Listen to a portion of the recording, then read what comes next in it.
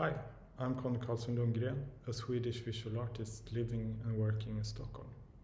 And I will make a short introduction to my work, Our Trip to France, Mont, from 2021, which is now on view at the Galerie. For a few hot weeks in the summer of 1977, a small farmhouse outside Mont in southern France becomes a haven for activists from a radical left-wing gay network. The political camp was organized by a group from the Netherlands, the Rode Flickers, with participants from all over Europe and the United States. 4 young men from the Swedish group Rädda Bögar, in English Red Faggots, described their feelings and experiences of the events in a travel journal published in one of the group's many discussion folders. The work Our Trip to France, Mont quotes the travel journal, and the voices of the 4 men are portrayed in a film-based installation with 3 objects. Besides the film, only one object, Parasol, after Eric, is featured in the current exhibition. The journal describes the camp as a political space for the desires of the various groups involved, with explorations of free sexuality, gender expressions, and imagining of possible futures. The feminine and its political potential were celebrated, and masculinity was ruthlessly challenged. Right from the start, there was a clash between the inexperienced Swedish small-town queers and the more experienced continental groups, with all their visionary ideas and more boundless attitudes. And it is in this insecurity that I recognize myself. I felt an instant kinship based on my own background as a small-town queer. I found the travel journals while researching a completely different work on the Red Faggots, and as so often, I had a very physical reaction there in the archive, and I could not let go of the men's words. I carried the material with me for some time without knowing where it might go.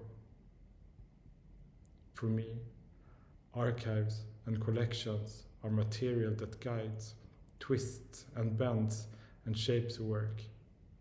And moving through the material through time is constantly fascinating, where I enter into dialogue with fragments, residues and traces and unfold them into something physical, preferably in various collaborations. I think of archives as physical bodies, labyrinthine organic entities that change shape over time, with memories and information activated and recreated depending on who is approaching or currently in control. Many of the queer realities in my work have been found in the margins, in private collections or through oral histories. Once I started to think about archives as material, it became crucial to my method. And for me, it's important not to think of archival material as something distantly historical, something that has ended, but that everything is here and now, all is connected. I tried to find the 4 Swedish queers, but all traces were lost, and I soon learned that 2 had passed away. In the process, I had a close dialogue with older members of the Rode Flickers, who once organized the camp, and who generously shared photos and stories.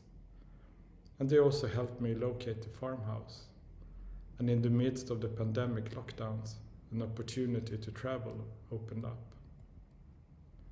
I usually work with a cinematographer, but in the context of all the restrictions, I wanted to keep everything as simple and low-key as possible, to hold the camera myself and sense the space, and the understanding of the place as a ruin, a residue with layers of shared memories, was more profound than I could have imagined. The small farm is portrayed in film stills, anchored in the few slides I had from the gathering, and without actors. And the voices we hear in the film belong to contemporary queer activists who had operated in the spirit of Red Faggots, like postcards or holiday photos, The images are meant to be a structure of stage sets, a way to carry the voice of the activists. Thank you.